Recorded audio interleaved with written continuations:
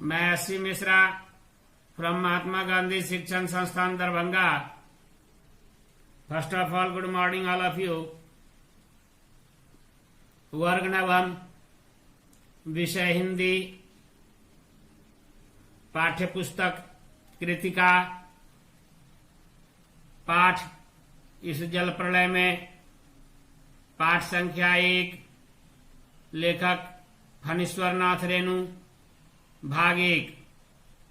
इस जल प्रलय में ऋण जल, धन जल नाम से फणीश्वर नाथ रेणु ने सूखा और बाढ़ पर कुछ अत्यंत मर्मस्पर्शी रिपोर्ट आज लिखे हैं। ऋण जल अर्थ अनावृष्टि, सुखाड़। धन जल अर्थ अतिवृष्टि, बाढ़। मर्मस्पर्शी का अर्थ हृदय को छू लेने वाला, जिसका एक सुंदर उदाहरण है इस जल प्रलय में। इस पाठ में उन्होंने सन 1975 की पटना की प्रलयंकारी बाढ़ का अत्यंत रोमांचक वर्णन किया है, जिसके वे स्वयं भुक्तभोगी रहे। स्वयं अर्थ का अर्थ अपने आप, भुक्तभोगी मतलब रहकर भोगने वाले। उस कठिन आपदा के समय की मानवीय व्यवस्था और यातना को रेणु ने शब्दों के माध्यम से साकार किया है। आपदा का अर्थ विपत्ति, व्यवस्था का अर्थ मजबूरी, यातना का अर्थ कष्ट, पीड़ा, दुख। उन्होंने ऋण जल धन जल पुस्तक में कुत्ते की आवाज शीर्षक से पटना की बाढ़ का जो वर्णन किया है, उसे जाबिर हुसैन ने संपादित कर साक्ष्य पत्रिका के नदियों की आग विशेषांक में इस जल प्रलय में शीर्षक से संकलित किया है। प्रस्तुत पाठ वहीं से लिया गया है। इस जल प्रलय में मेरा गांव ऐसे इलाके में है जहां हर साल पश्चिम, पूरब और दक्षिण की कोसी, पनार, महानंदा और गंगा की बाढ़ से पीड़ित प्राणियों के समूह आकर पनाह लेते हैं। पनाह का अर्थ शरण। जैसा कि आप जानते हैं कि कोसी को बिहार का शोक कहा जाता है।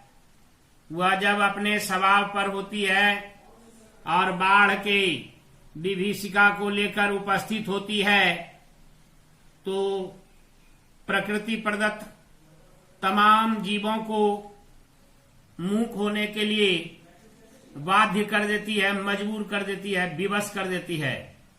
और उसके तांडव लीला के सामने लोगों को सिर्फ प्रलय ही प्रलय, विनाश ही विनाश नजर आता है।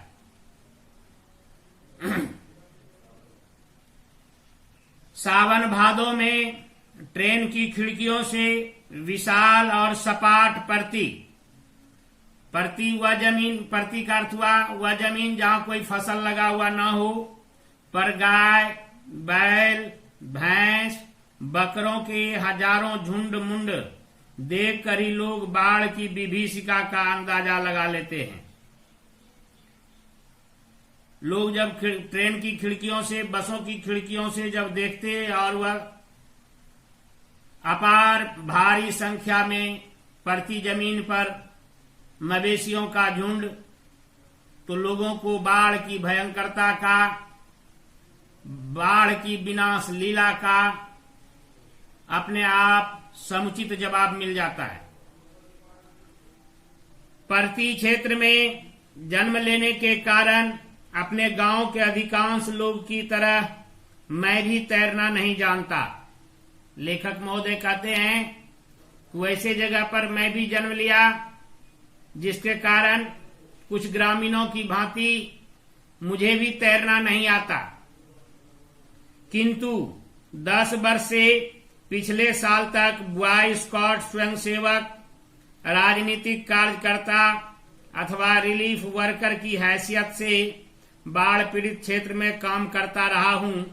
और लिखने की बात, हाई स्कूल में बाढ़ पर लेख लिखकर प्रथम पुरस्कार पाने से लेकर धर्मयुग में कथा दशक का अर्थ 10 वर्षों का समूह के अंतर्गत बाढ़ की पुरानी कहानी को नए पाठ के साथ प्रस्तुत कर चुका हूं।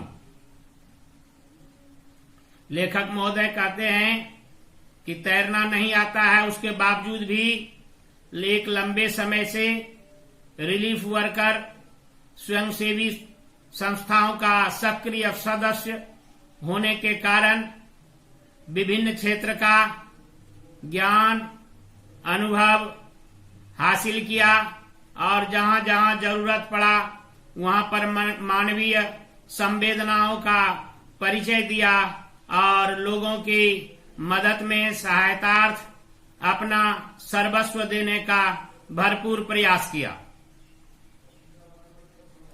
जय गंगा 1947, डायन कोसी 1948, हड्डियों का पुल 1948 आदि छिटपुट रिपोर्टाज के अलावा मेरे कई उपन्यासों में बाढ़ की विनाश लीलाओं के अनेक चित्र अंकित हुए हैं। लीला का अर्थ कर्तव्य।